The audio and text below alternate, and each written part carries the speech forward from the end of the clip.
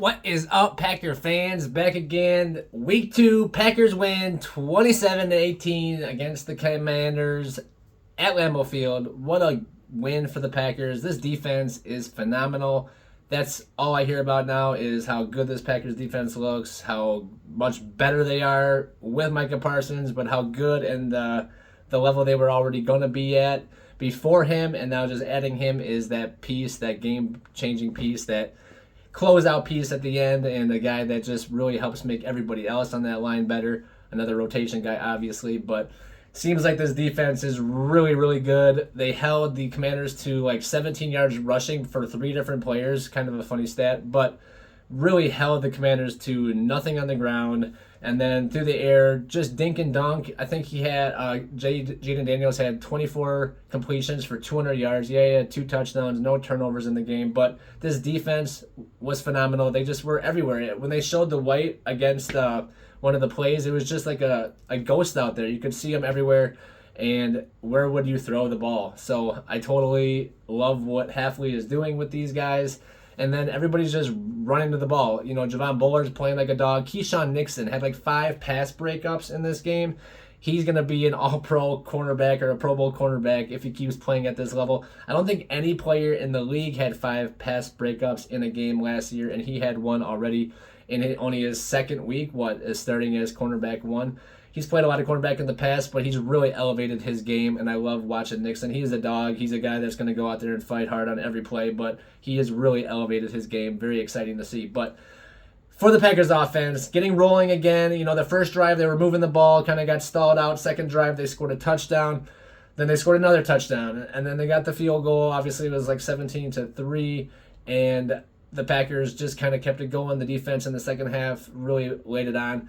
Jordan Love, 292 yards, 2 touchdowns. Could have been a little bit better in some areas. I think he missed some to Matthew Golden, had like 2 long ones that just went past his hands. So they will connect on those. Would like to see that. Golden had no catches. They did get him involved with an end around. He got the ball in his hands a little bit. Savion Williams, a nice run. I like this guy. He's really quick, a big frame, 6'4". He slipped because he was running so fast and probably excited because he had some open field. If he would have made the right cuts and stayed on his feet, he might have been able to get to the house on that one. But really excited to see them get these young guys involved.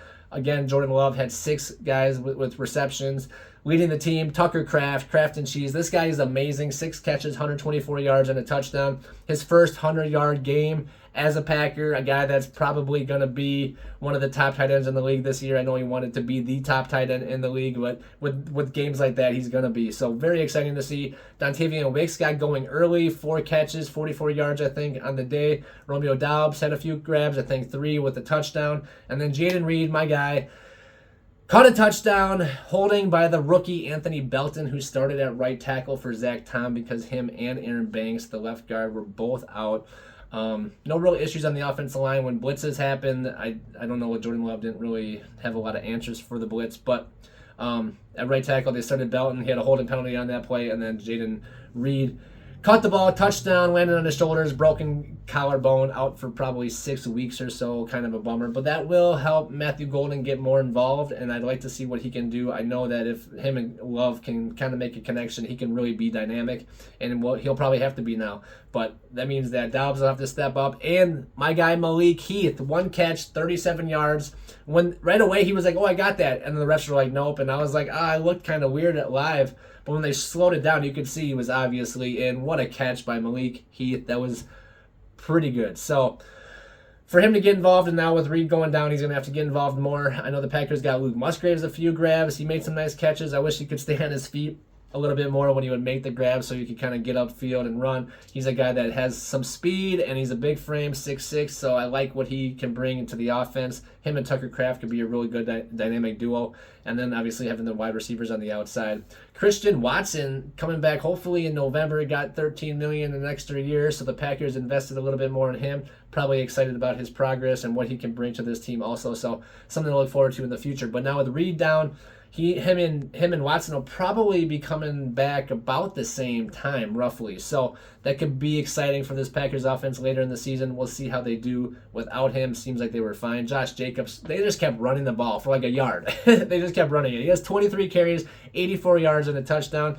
one of his higher game totals, in overall, because a lot of times he's around that 68, 70-yard mark for the game. But so good day for him. Hopefully we can get him over 100. They really tried to stop the run, and they did, but he still was able to have a decent day on the ground, 3.7 yard average, which is all right, just under that 4 yard and average that you want to have. So for the Packers, really exciting to see. And then on defense, I think there was 4 guys.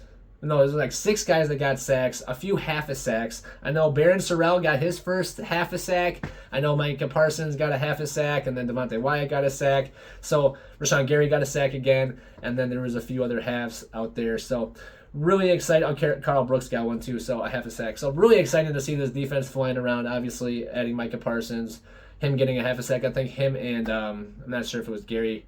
Or no, it must have been somebody else met at the quarterback. It wasn't Van Ness. It was not Brooks. Not sure who it was. Forgot who it was. But anyway, so really exciting to see. Obviously, 4 sacks again. 4 sacks last week. No turnovers this week. But like I said, on the back end, Bullard playing amazing. Edgerrin Cooper, this guy he's probably one of my new favorite players. I've been a fan of him now since he was drafted. I was really excited about what I saw of him last year, and now he's just keeping it going. He's pretty much on the field all the time. Isaiah McDuffie does play a few snaps, but him, Quay Walker, and Cooper in the middle, just kind of roaming that middle of the defense, really shutting down the run. And obviously the defensive line, Colby Wooden up to the challenge. Kenny Clark's gone. He said, people started saying, how are we going to stop the run? And he really took that personally. He's been doing great, along with Devontae Wyatt in the middle and Carl Brooks and the other guys. So really happy with the performance of this defense.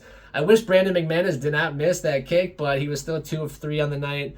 Made up for it, but yeah, he hit the post, which is a bummer. But he's a guy that I know that does not like to miss, and he's a guy that's never missed 2 kicks in a row, and he went out there and he did not do that. So really exciting to see him kind of bounce back from that. And then I want to see some more in the kick return game. I know we had Deebo Samuel kind of get away from us on one of the kickoffs we had, but we haven't been able to do much in the kick return game. So that I would like to see improve. But otherwise, the Packers, a big win. Obviously, beat Detroit last week handedly, 27-13. This week, another 27-18 win.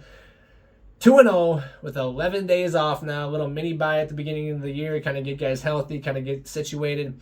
Go into Cleveland, then into Dallas, and then we have our bye, and then I think it's the Bengals. So we got some games up ahead here that we could probably win going down to Cleveland. I'm going to do a video on that, so check that out. But the Packers should be able to win that one handedly. And then obviously a showdown with the Cowboys in Dallas. Micah Parsons going home, so excited about that one too. But a big win for Green Bay. Let's celebrate this one. 2-0 against 2 teams that were in the playoffs last year. Obviously the Lions got beat by the Commanders in the divisional round, and then the Commanders went on to lose to the Eagles in the NFC Championship game. So 2 big conference wins, 1 divisional win last week, and for the Packers, looking good. First 2-0 team this year. Go Pack, go. Thank you guys for watching. Don't forget to like and subscribe. See you guys next